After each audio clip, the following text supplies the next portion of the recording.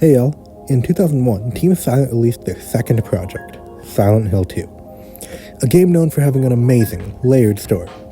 And I'm one to agree. With the recent remake, announcement of Silent Hill 1 remake, and upcoming release of Silent Hill F, the Silent Hill franchise, and especially this game, is back in the eye of gamers. And I couldn't be happier. Though I've not played the remake yet, I love Silent Hill 2, and I believe that even if you've played the remake, you should seek out playing the original game. I'll be trying to avoid spoilers.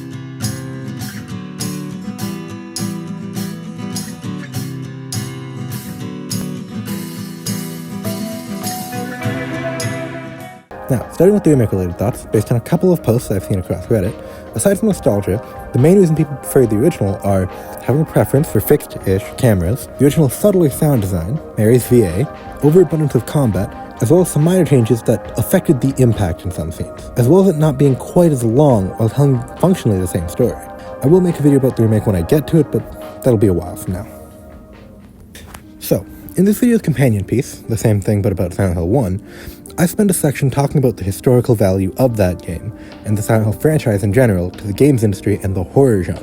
And while that game definitely deserves noting, if there's only one game in the series that you need to play, it's this one. And while the remake is there, I think it's important to play the original, because regardless of how good the remake is, the original is, well, the original way this story was meant to be told.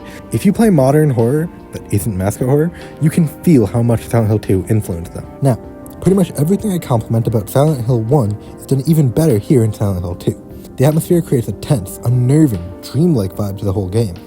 The combat is about the same, but far more interesting, especially in terms of symbolism. Speaking of that symbolism, because the premises are more personal to our main characters, the symbolism is incredibly fascinating and easier to have just occupy your mind. And so many different options for what every monster, almost every item and puzzle means symbolically, as well as the environments and settings being more interesting.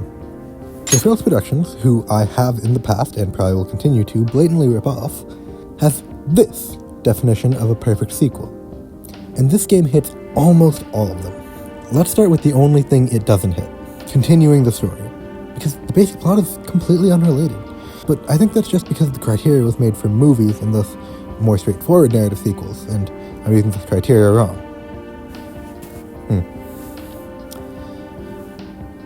Anyways, the next thing is expanding the universe, and it does that in spades, whilst still maintaining the mysteriousness of the world and the supernatural elements of the town.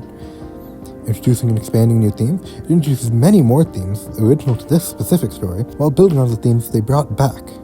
And it left such an impact on the franchise that it was the first one they decided to remake, and it's generally considered one of the best horror games of all time. If not one of the best games of all time, at the very least one of the main games to argue video games are art. Alright, so, scenario summary and character roundup. So, the game stars James Sunderland, who, in the words of Fiznom, he's just a weirdo! He's supposed to be a weirdo! Specifically, insofar as he feels empty and vague. He's caught up on his wife, who is as dead as he is empty. Speaking of, James gets a mysterious letter from his wife, Mary, who died 3 years ago from an unnamed disease. On his way into town, he meets Angela Orozco, an odd, soft-spoken young woman who is looking for her mother. Then we see this little girl, who we learn is named Laura, and I think the mystery of what's up with her is best left discovered. Then you meet Eddie Drombowski, a sluggish, young, immature man, but he's just kind of chilling for the most part, and after the first dungeon, you get into the final important character, Maria. She's a doppelganger to Mary, aside from having dyed blonde hair and dressing less modestly. But based on what we see and hear, she acts very different from Mary, being more assertive and seductive, though she still maintains some elements, like being caring, in a similar manner to Mary. As far as moments that I think you should look forward to, just about every payoff is amazing and made me rethink the entire game to that point, but at the same time, those setups are incredibly clever, especially once you know all the answers. And similarly to those setups, there are so many small things that upon rethinking had so many layers, like that one broken window. Did I forget anything? Oh yeah. I'll let you learn more about that yourself. So please, seek this game out. And I know that it's hard to find since it's a PS2 game and not really available digitally, thanks Konami, but I'm sure there are ways.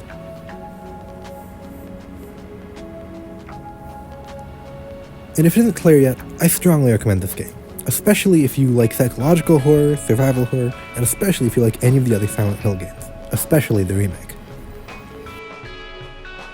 Thank you so much for watching. I'm really excited to make more content in the future about Silent Hill, so please stay tuned.